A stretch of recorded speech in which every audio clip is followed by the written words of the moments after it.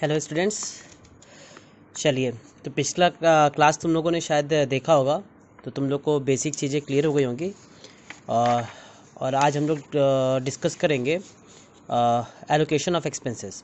ठीक है, तो अगर पिछली क्लास को एक बार रिवाइज किया जाए तो फटाफट हम लोगों ने देखा था कि परचेज कंसिडरेशन कैसे निकालते हैं, परचेज कंसिडरेशन होता क्या है, और प्री और पोस्ट का मतलब क्या होता है। तो प्री का मतलब होता है कि जिस दिन से हम लोग डेट ऑफ परचेज होता है उसी दिन हम लोग अपनी कंपनी को इस्टेब्लिश नहीं करते हैं।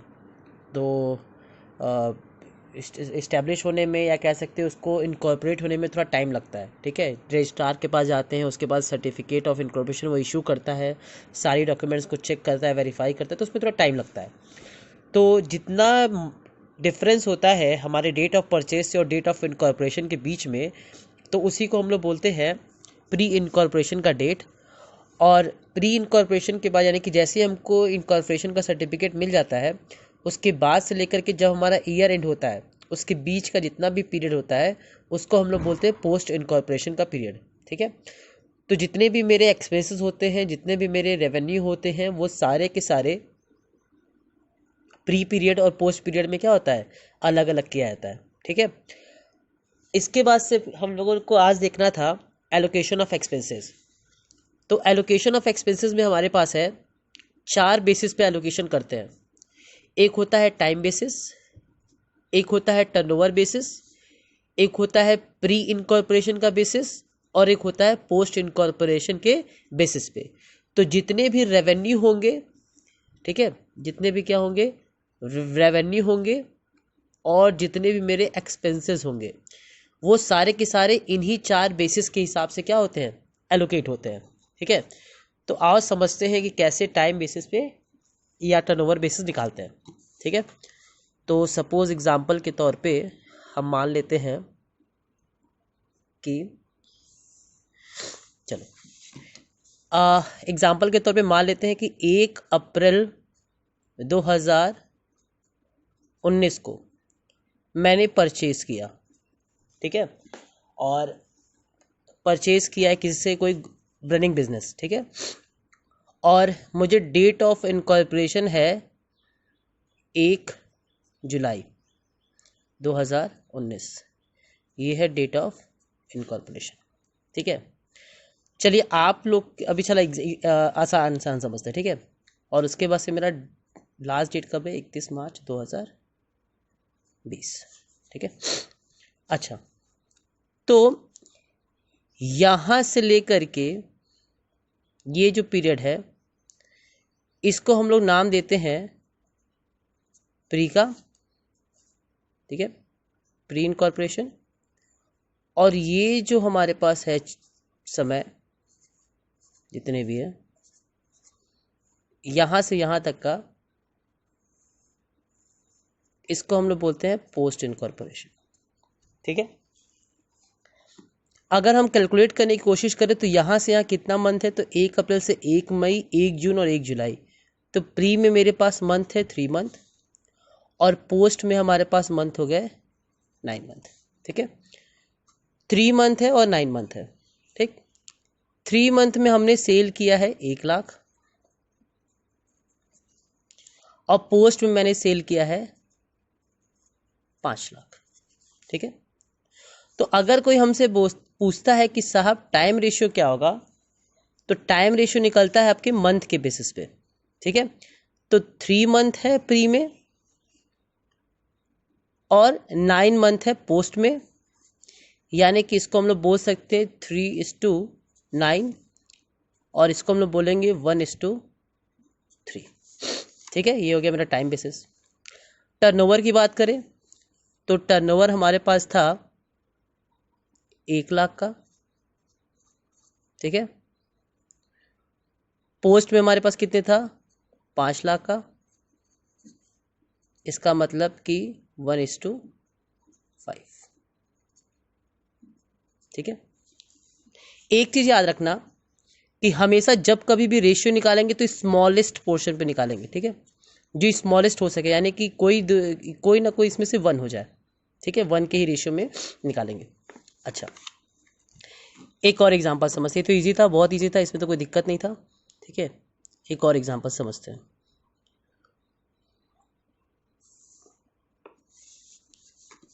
हमारा डेट ऑफ इनकॉर्पोरेशन है 1 अप्रैल, मेरा ईयर एंड हो रहा है 31 मार्च 2019 को, तो इसको हम मान लेते हैं 1 अप्रैल 2018, ठीक है।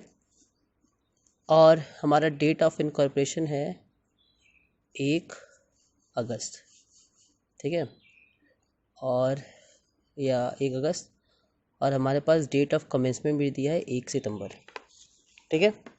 चलिए, तो इसकी अगर हम बात करें तो जब हमको डेट ऑफ इनकॉर्पोरेशन और डेट ऑफ कमेंसमेंट दोनों देता है तो हमारे पास ये पूरी की पूरी चॉइस है कि आप दोनों में से कोई भी ले सकते हो। कोई, फिर मैं बता रहा हूँ कि आपके पास पूरी चॉइस है कि आप दोनों में से कोई भी ले सकते हो। बेटर आपका लिए ये होता है कि आप क्या ले लो, इनकॉर्पोरेशन ले लो, ठीक है। तो 1 अप्रैल से 1 अगस्त हमारे पास ये हो गया 4 महीने, ठीक है। और एक काम करते हैं, इसको 31 दिसंबर कर देते तो और सही रहेगा, 31 दिसंबर 2018, ये हो गया 4। और यहाँ पे हमारे पास कितने महीने हैं, सिर्फ 1 सितंबर से 31 दिसंबर 4 महीने, ठीक है।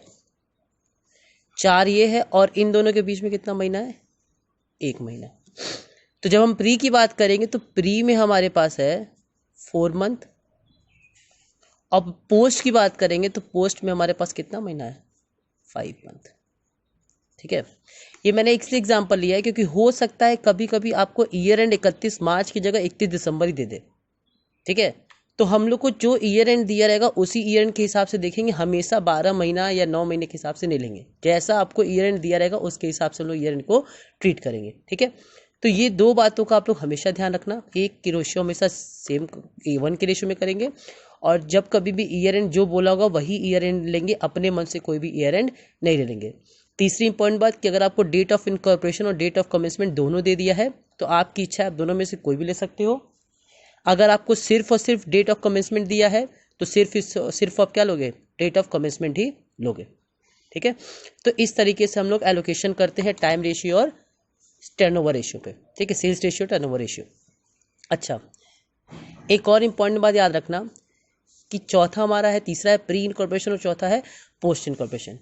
तो प्री का मतलब प्री के बेसिस पे, यानी कि जितना भी खर्चा हुआ सारा का सारा प्री का माना जाएगा, और पोस्ट बेसिस पे क्या होता है, सारा का सारा खर्चा पोस्ट का माना जाएगा।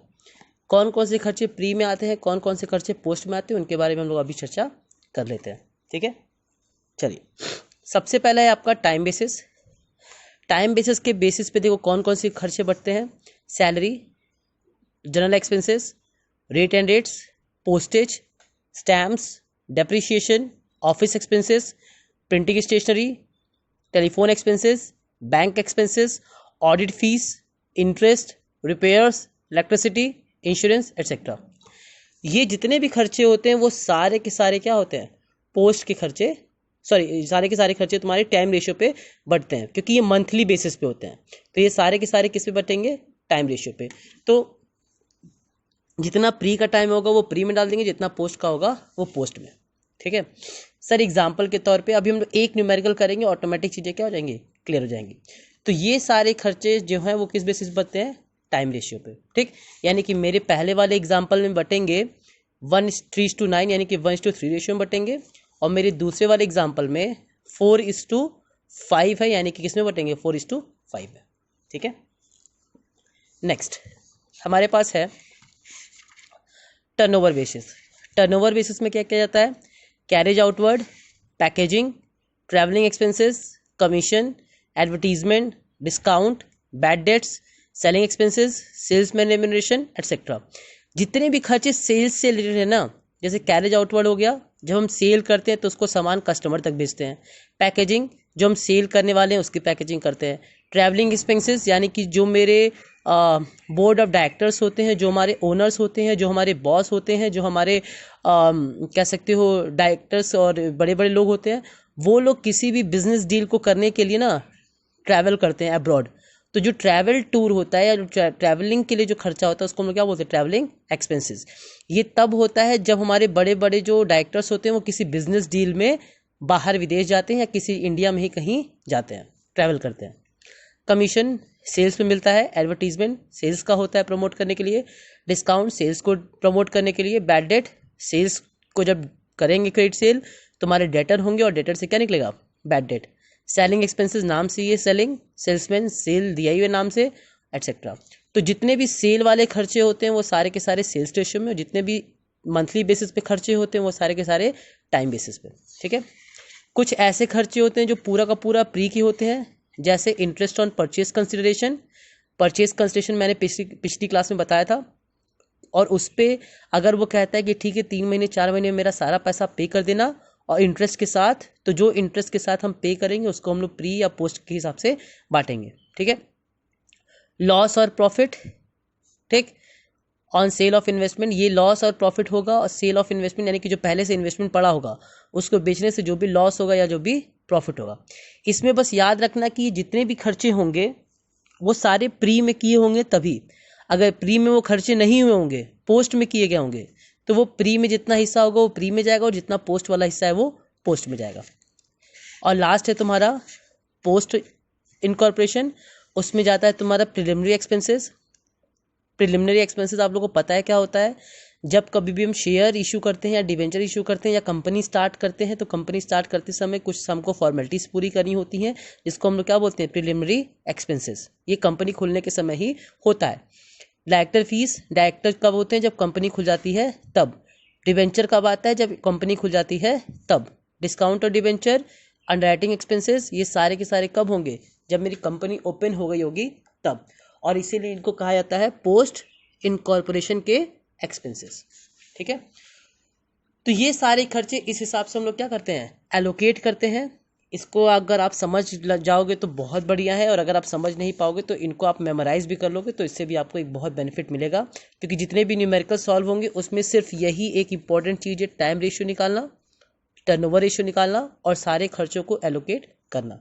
मैंने पहले ही बताया था कि ये चैप्टर बहुत ही ईजी है, अब मैं फिर बोल रहा हूँ कि बहुत ही इजी चैप्टर है। इसमें कुछ भी ऐसा नहीं है जो नया है, सिर्फ और सिर्फ जो टाइम वेस्ट होगा या जो मेरा दिमाग लगेगा वो किस में होगा, टाइम रेशियो निकालने में और टर्नओवर रेशियो निकालने में, ठीक है। क्योंकि एलोकेशन में मेरे ख्याल से कोई भी इशू नहीं होगा, वो साफ साफ बोलेगा, ठीक है।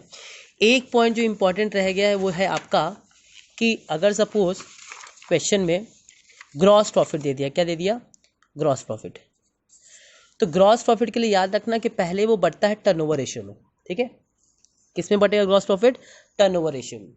अगर टर्नओवर रेशियो नहीं दे पाया है किसी क्वेश्चन में, अगर टर्नओवर रेशियो का हमको कोई भी इंफॉर्मेशन नहीं दिया है, तो उस केस में हम लोग डायरेक्ट एक्सपेंसेस का रेशियो निकालते हैं। डायरेक्ट एक्सपेंसेस का मतलब परचेज हो गया, कॉस्ट ऑफ गुड सोल्ड का होगा, कॉस्ट ऑफ गुड सोल्ड का हम लोग रेशियो निकाल देते हैं, ठीक। अगर कॉस्ट ऑफ गुड सोल्ड भी क्वेश्चन में नहीं दिया है तो उस केस में हम लोग टाइम रेशियो का इस्तेमाल करके ग्रॉस प्रॉफिट को क्या करते हैं, बांटते हैं, ठीक है। तो पहले टर्नओवर पे, उसके बाद से अगर नहीं टर्नओवर दिया है तो कॉस्ट ऑफ गुड सोल्ड के बेसिस पे, और अगर कॉस्ट ऑफ गुड सोल्ड भी नहीं दिया है तो फिर टाइम रेशियो पे, ठीक। तो ये एलोकेशन था, इतना याद रखना, ठीक। और अब हम लोग न्यूमेरिकल सॉल्व करेंगे।